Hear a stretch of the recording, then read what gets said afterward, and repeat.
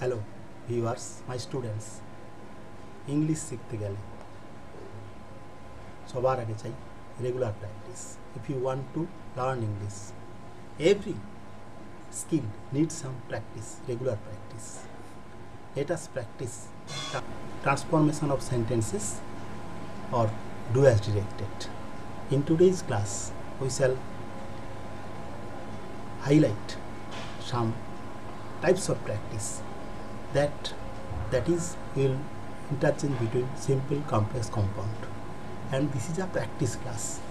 In spite of being a practice class, we shall revise the basic definitions of those types of sentences, and we shall also discuss the principles.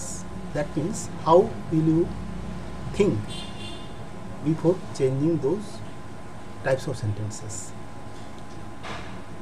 আমরা শুধু উত্তরটা করে দেবো না, কীভাবে চিন্তা করতে হবে সেটা শেখাবো, পদ্ধতি শেখাচ্ছি। আশা করি ক্লাসটা খুব ভালো লাগবে। আর কথা না বলে আমরা ক্লাসে ঢুকে পড়বো, ঠিক আছে? Thank you very much for clicking this video, and remember this video should be watched till the end and be with us by subscribing our channel. Okay, তাহলে আমাদের আসল বিষয় হচ্ছে ডু অ্যাজ ডিরেক্টেড, অর্থাৎ নির্দেশ মতো কাজ করব, এই তো।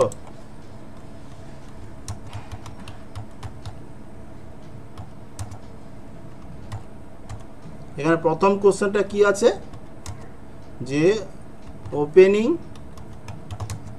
The get the man came in, এই বাক্যটা আছে, এই তো। এটাকে বলছে ইনস্ট্রাকশন কি দেওয়া হয়েছে, direction change into a compound sentence change into a compound sentence. পরের বাক্যটা আছে he was very sorry and left the place, এটা সিম্পল করতে হবে। তারপরে আছে work hard or you may fail, change into a complex sentence. আর লাস্টেটাও সিম্পল সেন্টেন্স বলেছে। এই কাজগুলো করার আগে আমরা একটু রিভিশন করে নেবো ওই সেন্টেন্সের ডেফিনেশানগুলো মেনলি। তাহলে প্রথমত সিম্পল সেন্টেন্স কাকে বলে? সিম্পল সেন্টেন্স হলো সেই সেন্টেন্স যার মধ্যে একটি ফাইনাইট ভার্ব থাকে। Simple sentence is a sentence which has only one finite verb. Finite verb মানে মনে আছে তো? সমাপিকা ক্রিয়া, the verb that may complete the meaning of a sentence. A simple sentence has only one finite verb. Next আছে complex sentence. What is a complex sentence? A complex sentence is one type of sentence which has one main clause and one or more sub clauses. এই কথাটাই ভুলে বসে আছো তুমি। যে সেন্টেন্সে একটি মেন ক্লজ এবং এক বা একাধিক সাব ক্লজ থাকে তাকে বলা হচ্ছে কমপ্লেক্স সেন্টেন্স। সাব ক্লজ করকম মনে আছে? তিন রকম। কি কি? Noun clause, adjective clause, adverb clause. হ্যাঁ, আচ্ছা। আর কম্পাউন্ড সেন্টেন্স কাকে বলে? না, যে সেন্টেন্সে একাধিক main clause and but or প্রভৃতি কোঅর্ডিনেটিং কনজাংশন দ্বারা যুক্ত থাকে তাকে বলা হচ্ছে কম্পাউন্ড সেন্টেন্স। সেই আম সিম্পল সেন্টেন্স, কুমড়ো হচ্ছে কম্পাউন্ড সেন্টেন্স, আর হচ্ছে কাঁঠাল হচ্ছে কমপ্লেক্স সেন্টেন্স। এই উদাহরণটা সেটাও পুনঃভাবে ভুলে গেছো। হ্যাঁ, তাহলে যখন আমি ট্রান্সফরমেশান করব তখন আমাকে এই কথাটা মাথায় রাখতে হবে। যেমন ধরো এক নম্বরটা যেটা বলেছে, কি বলেছে, opening the gate the man came in, এর কম্পাউন্ড করতে বলে আমি চিন্তা করবো জিনিসটাকে, যে সেন্টেন্সটাকে এমনভাবে করতে হবে যেন একাধিক ফাইনাইট ভার্ব তো আনতেই হবে। একটা কম্পাউন্ড সেন্টেন্সে একাধিক ফাইনাইট ভার্ব থাকবে এবং একাধিক মেন ক্লজ থাকবে, তারা অ্যান্ড বাট অর ইত্যাদি দিয়ে যুক্ত থাকবে। তাহলে দেখো এই যে ভার্বটা বাক্যটা দেওয়া আছে এখানে কি একটা ফাইনাইট ভার্ব অলরেডি আছে, কেম আছে তো। তাহলে আর একটা ভার্ব আছে, সেটা কোনটা? আরে কেম তো বলা হলো এক্ষুনি আছে, এছাড়া আর একটা ভার্ব আছে, সেটা ফাইনাইট ভার্ব নয়, এটা সিম্পল সেন্টেন্সই আছে। সেটা কোনটা? কোন শব্দটা আর একটা ভার্ব আছে? ওপেনিং। হ্যাঁ, ওপেনিং। এবং এটা কিন্তু ফাইনিট ভার্ব নয়, এটা নন ফাইনিট ভার্ব আছে। আমাদের কাজ হচ্ছে এই নন ফাইনিট ভার্বকে ভেঙে আর একটা ফাইনিট ভার্ব তৈরি করা। করলেই দেখবে তোমার বাক্যতে দুটো ফাইনিট ভার্ব এসে যাবে এবং দুটো মেন ক্লজ তৈরি হয়ে যাবে।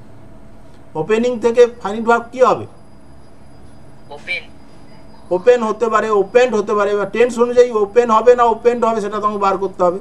যেহেতু কেম ভার্বটা পাস্ট টেন্সে আছে তাহলে ওপেন থেকে ওপেন্ড হবে। তাহলে কে ওপেন করলো গেটটা? Opening the get the man came in. এখানে গেটটা ওপেন করলো কে? ম্যানটা। তাহলে তোমাকে তাহলে সাবজেক্টটাকে ট্রান্সফার করে নিতে হবে, বা সাবজেক্টটাকে এখানে আগে ইউজ করি। The man open the gate and he came in.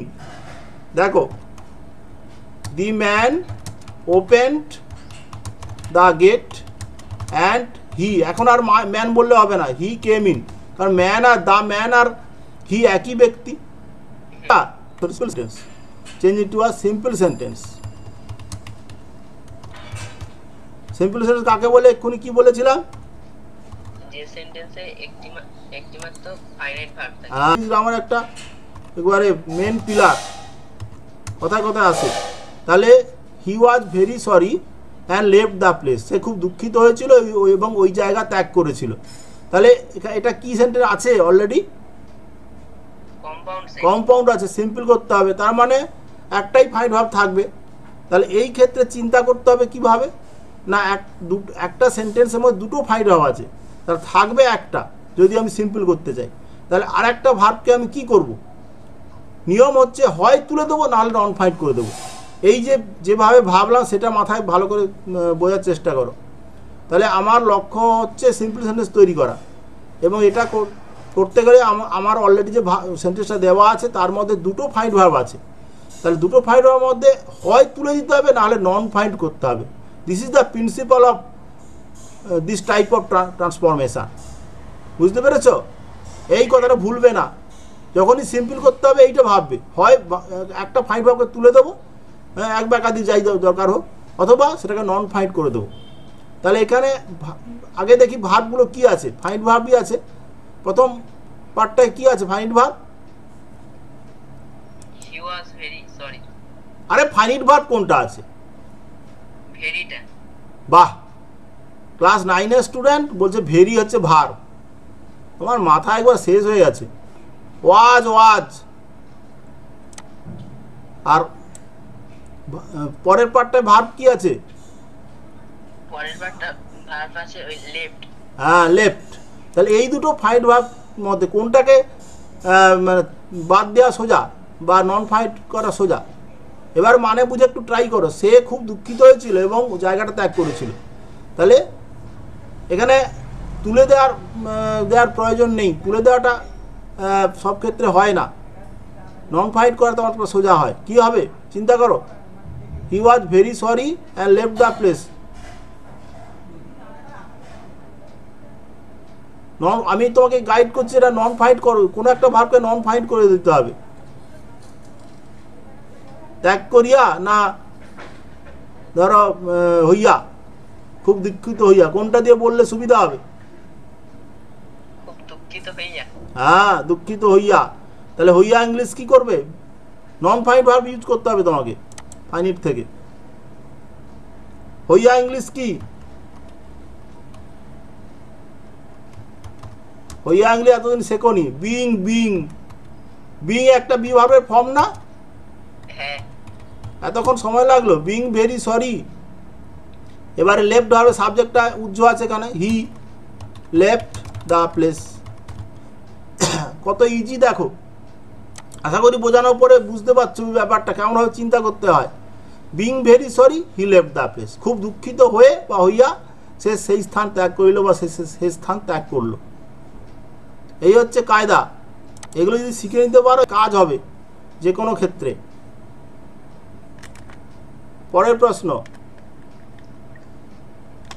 Work hard or you may fail. Work hard or you may fail.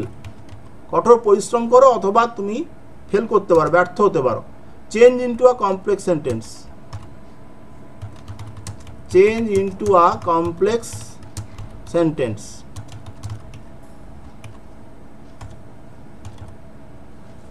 Complex sentence কাকে বলে একটু আগে বলে পুরো ভুলে জল একবারে রে। যে সেন্টেন্সে একটি মেন ক্লজ এক বা একাধিক সাব ক্লজ থাকে তাকে বলা হচ্ছে কমপ্লেক্স সেন্টেন্স। যে সেন্টেন্সে একটি মেন ক্লজ এবং এক বা একাধিক সাব ক্লজ থাকে, সাব ক্লজ একটা মিনিমাম থাকবে, একাধিক থাকতেও পারে, থাকে অনেক ক্ষেত্রে। তাহলে work hard or you may fail, এটা কি সেন্টেন্স আছে এমনি? স্যার এটা কম্পাউন্ড সেন্টেন্স। কম্পাউন্ড আছে, ও অ্যান্ড বাট অর দিয়ে কম্পাউন্ড সেন্টেন্স থাকে বলা হয়েছে। তাহলে এখানে কমপ্লেক্স সেন্টেন্স করতে হবে। এখানে ফাইনিট ভার্বের অভাব নেই, দুটো ফাইনিট ভার্ব আছে, কিন্তু যেটা ভাবতে হবে আমাকে একটা মেন ক্লজ তৈরি করতে হবে এবং মিনিমাম একটা সাব ক্লজ তৈরি করতে হবে। তো দুটো ফাইনিট ভার্বে দুটো সাব ক্লজ তৈরি করা যাবে, তাহলে একাধিক সাব ক্লজের কথা এখানে ভাবনার কোনো দরকারই নেই। তাহলে এবার কি করবে?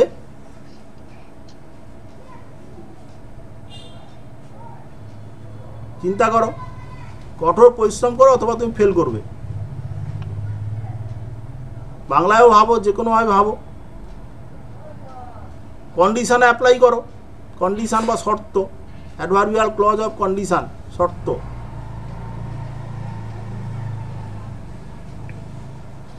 যদি তুমি কঠোর পরিশ্রম না করো তুমি ফেল করবে বা ফেল করতে পারো, মেয়ে মানে পারো। কি হবে? যদি ইংলিশ কি? হ্যাঁ, যদি তুমি কঠোর পরিশ্রম না করো।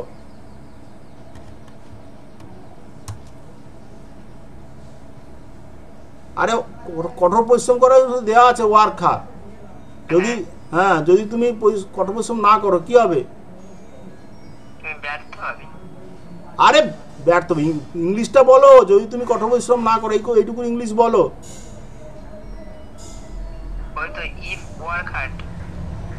না করো রে, নেগেটিভ করতে হবে। If you do not work hard. Negative sentence তৈরি করার এখনো স্কিল আসেনি, বুঝতে পেরেছো? হ্যাঁ, এগুলোর উপর ভিডিও করা আছে, ওগুলো দেখবে। If you do not work hard, you comma দিয়ে you may fail, you may fail. That he could not walk. Change into a simple sentence. Change into a simple sentence. If you he was so tired that he could not walk. তাহলে এখানে এটা কি sentence আছে? কি sentence? এটা complex আছে। তাহলে কি করতে হবে? সিম্পল। এখানে মেন ক্লজ কোনটা আছে?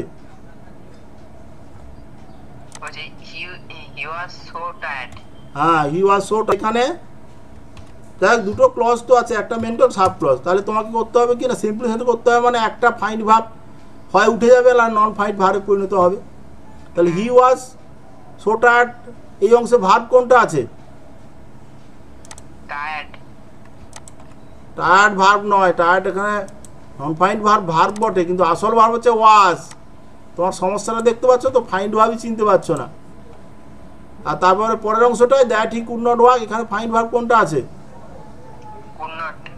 কুড নট শুধু নয়, কুড নট তো হেল্পিং পার্ট, ওয়াকটা হচ্ছে ওয়াক, কুড নট ওয়াক এটা হচ্ছে আর একটা মেন ভার্ব বা ফাইনিট ভার্ব।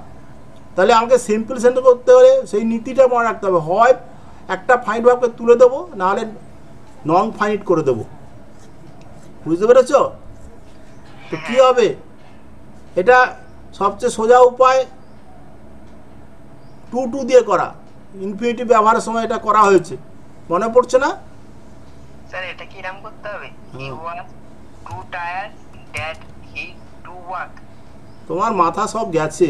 হি ওয়াজ সবই হচ্ছিল, তারপর লাস্টে গন্ডগোল করে। He was too tired, T-O-O-2, he was too tired to walk. এই মডেল বাক্য তুমি ভুলে গেছো। হ্যাঁ, he was so tired that he could not walk, এই টাইপের বাক্যকে করতে গেলে সিম্পলে he was too tired to walk, he was too tired, T double O too, আর সেকেন্ডটা আছে টিও টু। এটাকে আমরা অন্য পার্টিসিপল করেও করতে পারি। বিং ভেরি টায়ার্ড, যেটা বলছিলাম না সিম্পল সেন্টেন্সে করতে গেলে তুমি নন ফাইট করো, ওয়াজকে বিং করে দাও, being very tired he could not walk, এটা করলেও হবে, তবে বেশি ওইটা করা হয়, হি was too tired to walk. বুঝতে পেরেছ? হ্যাঁ স্যার। হ্যাঁ, এটা ভুলো না, হি ওয়াজ টু টায়ার্ড টু, এটা একটা মডেল বাক্য। এই বাক্যকে কমপ্লেক্স করতে গেলে প্রথম টুটাকে শো দিয়ে যে যেটা থাকে অ্যাডজেক্টিভ হতে পারে বা পার্টিসিপল অ্যাডজেক্টিভ হতে পারে বসাবে, তারপরে দ্যাট বসাবে, তারপরে হচ্ছে সাবজেক্ট এনে ক্যান নট কুড নট ব্যবহার হয়। তুমি টু টু দিয়ে রিরাইটিং করা আমার কাছে করনি তুমি? টু টু ব্যবহার করে বা টু টু রিমুভ করে যে এগুলো করা হয়, হ্যাঁ তা সেগুলো রিভিশন করবে, কোথায় আছে খুলে বার করবে, ওগুলো করলে তবে গিয়ে এগুলো সম্পূর্ণ হবে, নাহলে ওই অবস্থাই হবে, দিনে দিনে সব ভুলে যাবে। বুঝতে পেরেছ? এই যে ক্লাসটা করা হলো একটা সলিড ক্লাস হলো, ভালো করে মনে করিয়ে দিলাম এবং বুঝিয়ে দিলাম, যথেষ্ট ভালো করে বোঝার চেষ্টা করবে। এবং এখনই তুমি পরে চেষ্টা করবে এই টাইপের কাজ কোথায় আছে। এই 3-4টে বাক্য বা বিশেষ করে লাস্টেরটা তো একটা মডেল টাইপ, আমি টাইপ ওয়াইজ গ্রামার করাই না, সেই টাইপ ওয়াইজের মধ্যে কিন্তু এটা পড়ছে, ঠিক আছে? হ্যাঁ sir. Hello students, how did you enjoy the class? I think you have got something new. I think you will be with us and practice them. If you can, comment us so that we may help you in the best way as possible for us. Thank you very much again.